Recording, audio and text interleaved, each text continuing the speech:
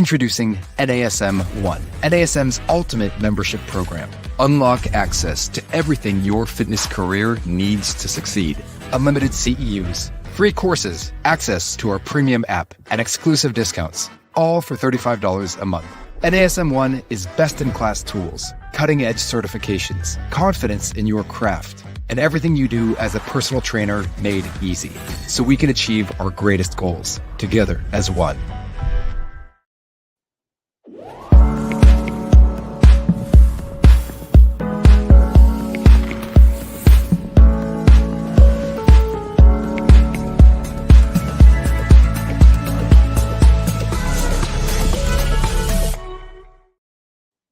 Hey everyone, so I have a question for you. If I told you that a life detox could help you cut back on stress, would you say yes?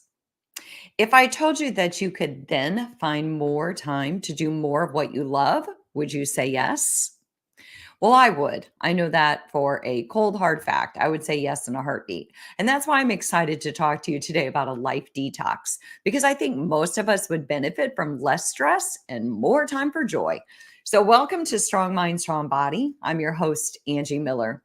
And as a person who helps other people manage stress, I'm personally always in pursuit of ways to reduce stress and add more joy to my life and to the lives of my clients, both in therapy and coaching and in fitness and when I go out and speak. Because I really do believe that stress is the foundation of what drives us to feel like we don't have positive control over our lives. It's what drives anxiety. It sometimes leads to depression, withdrawal, loneliness, and so many other physical and emotional repercussions. So why not take this time today to shift the narrative, to delete what we don't need and to make time for what we do? And that's what the purpose of a detox is. Not a diet detox or a cleanse. That's not what I'm talking about. I'm talking about a life detox. I'm not the one to guide you through a diet detox, nor am I the one to weigh in on that. Let's just talk about life. So I'm going to guide you through some creative ways to do a life detox, to cleanse your mind from the impacts of modern life, from social media, negativity, excessive device use, and a host of other things. And I'm going to give you some actionable tips where you can experience a more revitalized version of you. And my goal is that you'll recognize how effective it is to intentionally detox to improve your mental and emotional well-being. I would suggest, or I would maybe put it out there, that you pick one, maybe two to start with. And if that works, keep going. Just have fun purging and cleansing and just letting go of whatever is holding you back, and clear time on your schedule, because that's your time. Your time to laugh more, see more, live more. Your time. Your time to manage the barking dog in the background. My goal is that you show up for yourself, so that time is your friend, not your enemy. So let's dig in. Let's talk first about a social media detox. I'm going to take a puppy detox in about a minute here. Someone's outside and my puppy is super activated by that. He's a herding dog. He's got to pay attention. So let's talk about a social media detox. First, if you were to do a social media detox, right now when I say that, some of you are like, oh, I could never. And some of you are like, sign me up. So what I'm thinking is like a digital sabbatical. What if you just took a break from all social media for a defined period of time? And if you need help with this, put me on speed dial, because I feel like I'm an expert. Social media drives my anxiety. It sucks my joy. And I've had to ask myself over and over again, why?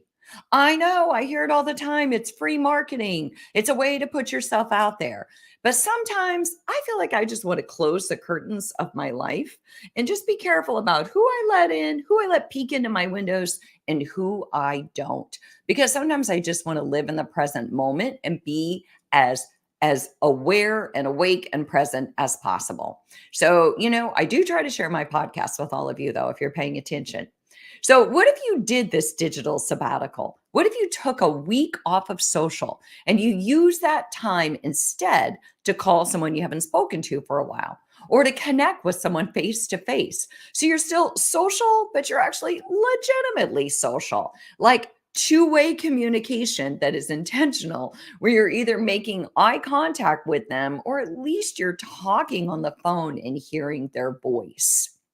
So, if not that, what if you took your otherwise social media time just to engage in other things that you enjoy, to do more writing or journaling or to get outside more or just to be more productive?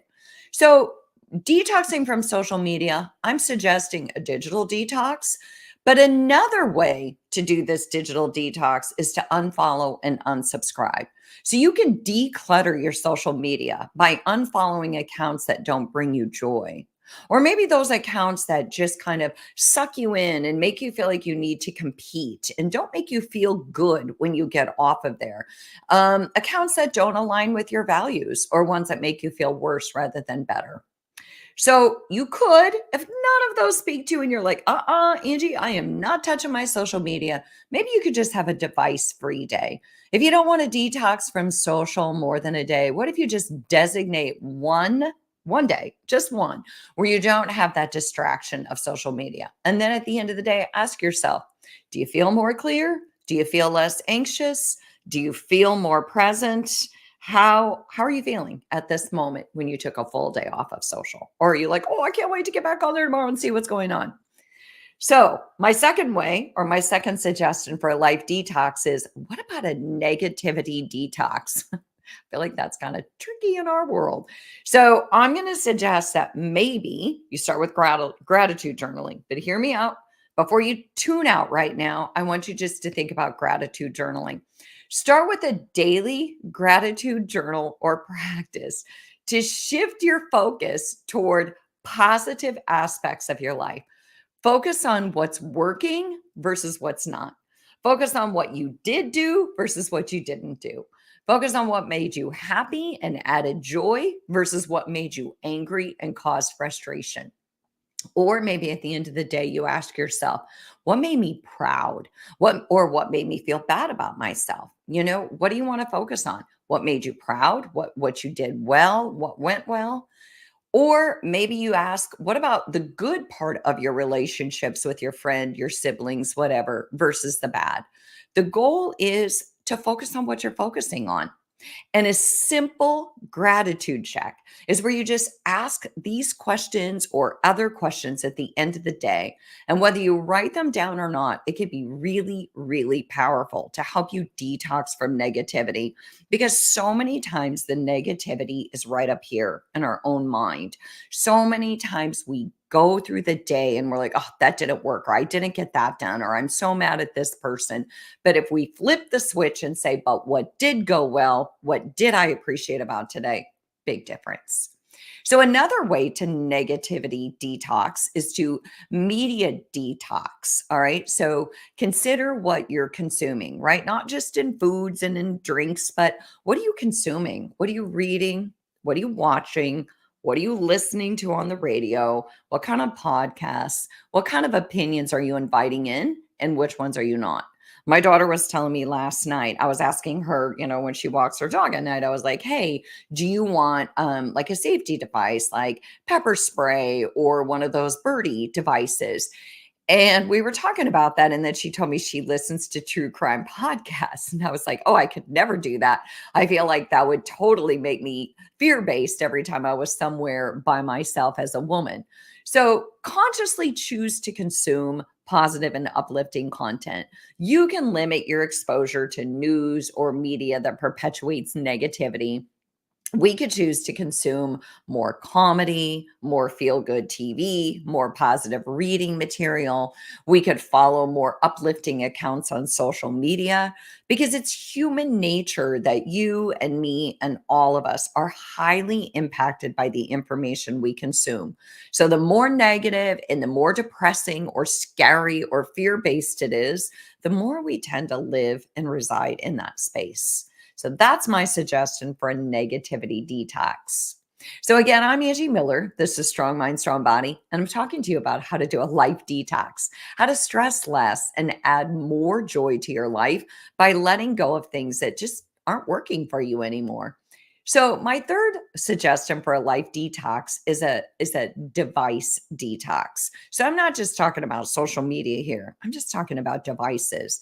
So, what if you create like a tech-free zone in your house? Like specific areas of your home, no one's allowed to be on any devices, whether it's at the dinner table, it's in the bedroom, the dining area. You just have like these safe spaces, so to speak, where no digital devices are allowed. Or you can consider a digital sunset, where you set a specific time in the evening to turn off all your electronic devices. And then you just allow your mind to, like, let's decompress. I'm not going to look at any devices. I'm not going to read any emails that might draw me in. I'm just going to stay focused and intentional before I go to bed. Or maybe you just have device free hours. Maybe you just set aside a time of the day that you go completely device free. Maybe it's 1 hour first thing in the morning when you decide that you're going to intentionally plan your day, or you're going to do breathing exercises. Maybe you'll take a walk or journal or do yoga, but you get the idea. Just that like small space of time, that small window where you're like, okay, I'm not looking at my computer or my phone or anything else that might draw me in and get me going on something that I don't need to go on right here, first thing in the morning. So that is a device detox. So how are we doing so far? Have I found one that speaks to you where you're like, yeah, I'm starting with that? I hope so. So, my fourth way to do a life detox would be to consider a relationship detox. And right now, you're like, oh, well, there's some people I want to get rid of. That's not what I'm talking about. I'm not here to tell you to get rid of people. I think human beings are important in our lives, right? I don't mean that you should start discarding people, because I feel like that is a theme out there. I've talked about it before. It's all over social media. Get rid of toxic people. It's like the key phrase. But I do have to ask you again, because I've asked this before. Have you ever been toxic? Be honest. Because I think that we're all toxic sometimes. Have you ever been rude to a telemarketer? Have you ever been rude to someone you know online or in person? Like it's safe to unleash the beast on them? I see it all the time, and I bet you do too. The thing is that we're not always our best selves 24/7. But I do believe that part of being our best self is learning how to get along with everyone, even people who are different from us, to not feel threatened and not to feel like we have to discard them because they don't think like we do. So I'm not talking about abusive people or people who've hurt you. I'm just saying, in general, people who don't see through the same lens as you do, conflict is a part of life, and seeing things differently is a part of life. Learning to get along is a part of life, and learning to accept differences. So that's my soapbox. You can disagree, and I'm still going to appreciate you. I'm still going to respect you, and I'm still going to want you in my life. So my suggestion for doing a relationship detox would be just to set healthy boundaries. It's not other people's job to show up the way we want them to say what we want them to think what we want them to think. So, but it is our job to set healthy boundaries, especially, are you ready for this? With toxic people, right? How about we just say that it's a good idea to set healthy boundaries with people who bring negativity into your life? How about that? I think that would work. So, whether that means that you limit your communication with them, you spend less time with them, or how about this? You just tell them what's on your mind, what's bothering you. Why does it feel like when you're with them, they're taking more than they're giving? Maybe you just have an honest, authentic conversation with them. You can also, when you're setting boundaries, you can kind of prioritize these relationships that uplift and support you. Spend more time with people who make you laugh or just, are trustworthy and authentic. People who make you feel like you're enough and they respect you. And for those who don't, you know what? You're busy. That's all there is to it. You're busy. No time for those energy suckers and more time for people who you look forward to seeing. So that's my suggestion about a relationship detox. Just set some healthy boundaries. Another one is just to carve out some intentional time to create healthy relationships. So you're talking to someone who's moved 5 times over the years. I've had to restart communities every time I move, and that can be tricky, right? This last move, it was a tough one. My daughters are grown, and I was like, "Oh, I don't have that buffer to meet people through my kids." So the thing is that takes courage and effort to always put yourself out there. But if you don't, usually that leads us to this loneliness, and it makes us feel like we're not connected and we don't belong. So what if part of a relationship detox is just setting time aside to find healthier relationships? To invest time in meaningful communication, like finding people through meetup groups or the gym or your neighborhood or volunteering. And you just engage in activities that foster more positive relationships. So, as you do this, as you're reevaluating your relationship, I have a few thoughts for you. Just ask yourself, who do I most enjoy spending time with? Who am I most excited to see? Who makes me laugh? Who's a good listener? Who is trustworthy, who is honest, and who's willing to be vulnerable and authentic. Because no one wants a vulnerability hangover where you open up to someone and then they're like, yep, they keep it close to the vest. You kind of want that friend who's willing to get vulnerable with you. So, whatever's most important to you in your life at this point, those are the kind of people you want. So, my fifth suggestion for a life detox is an information detox. So, I'm going to suggest that you start with digital decluttering. This one came to my mind because I did it this weekend. I got into my laptop and I was like, oh, my desktop is full. That's like my nemesis. So I had to clean up my digital space. I got on my iPad, my phone, and my computer, and I just started deleting unnecessary apps, unsubscribing from newsletters and stores because they're like cluttering my inbox. And, the thing is, I love digital decluttering. I get in there and I organize my computer the way I organize my house, and nothing excites me more than organization. Okay, some things do, but it's a big contest. So, filing documents, and I'm not desperately searching for those documents, cleaning up my desktop. All these things are going to make you feel like you've lifted a big, heavy load and you've like pushed a boulder uphill and you no longer have to do all that hard work. So just organize your digital files. And then another thing is that selective information intake. So be intentional again about what you consume, similar to unsubscribing for social media. You can unsubscribe from those email lists again and make sure that they never hit your inbox. And this morning, like typical example, I'm getting on my computer and I see this article. What was it called? It was why something like why rich people don't close their windows or why they don't like close their blinds. Okay. So why is it that when you go down supposedly in a very affluent street, everyone you can see inside everyone's homes? And for some reason, I clicked on that article and I was like, why? And at the end of the day, I don't close my blinds at night, and I don't think I'm independently wealthy or anything. So I just like a lot of light. But that's the thing. We get caught up, we get hijacked. We wake up, we open up our phone, and the next thing you know, we're drawn into stuff that really doesn't have any impact on our life. Okay, so here we go. Are you ready? Here is my sixth and probably favorite idea about a life detox, and that is a clutter detox. Now, I'm not talking about digital devices, I'm talking about your home. I just volunteered myself to my piano teacher yesterday. I was like, you know what I love to do, Lisa? I love to declutter. And she's in the middle of a move and she's like, oh, I'm going to hire you.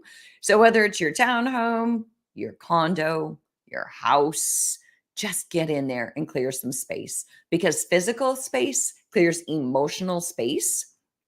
And when our counters are cleared, our desk is organized, our home is put together, then we are not distracted and mentally hijacked. We don't sit down at our desk and we're like, oh my God, I have a big project due tomorrow. But oh, wait, I think I'll clean up my desk first because we get this like, oh, I need to have a clear space. But if you keep a clear space, you don't have to deal with that.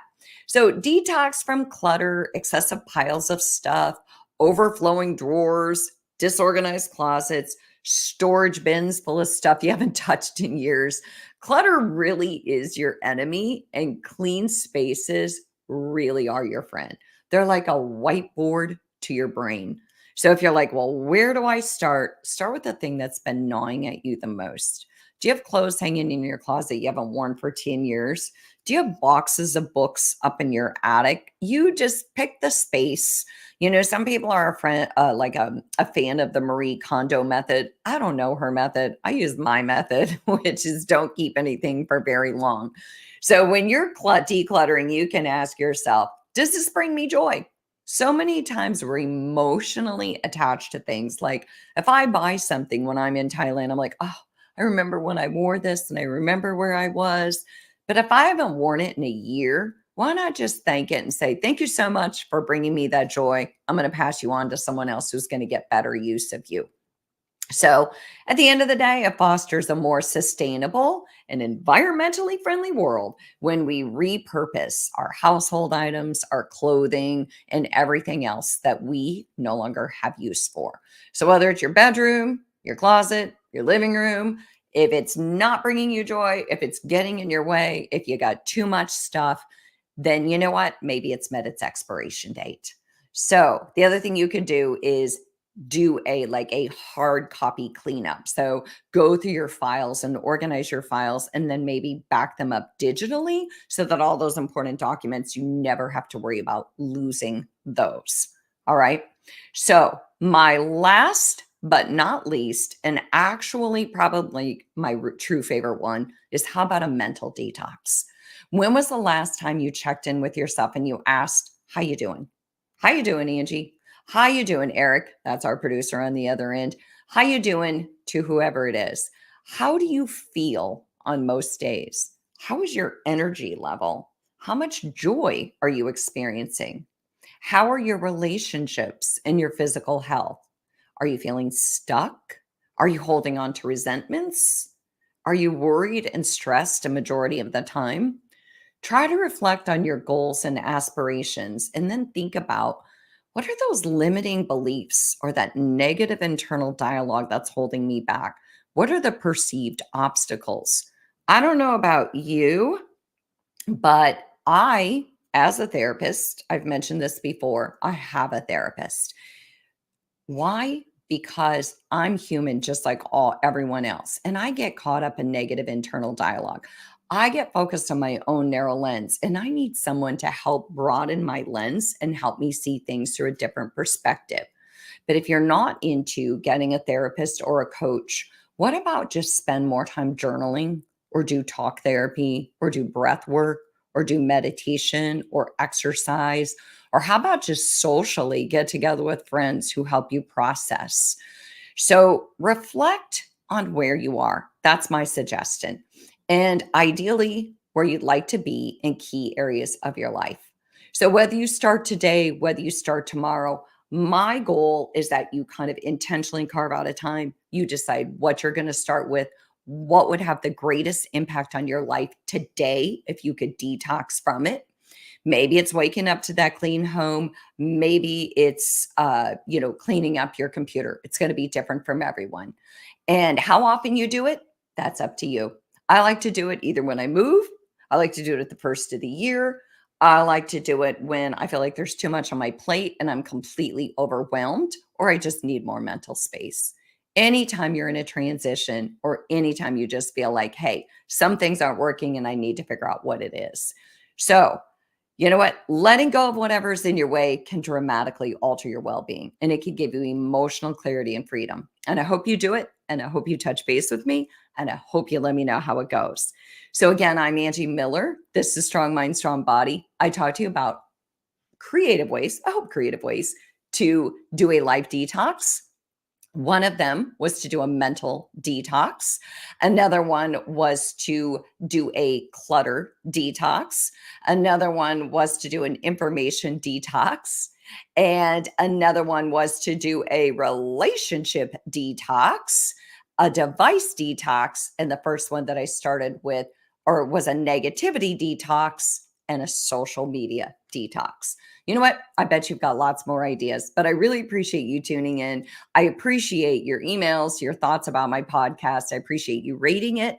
And you know what? I hope I see you next week. Let me know if you have any questions or any thoughts about future episodes. All right. Thanks to all of you listeners. I'll see you next week.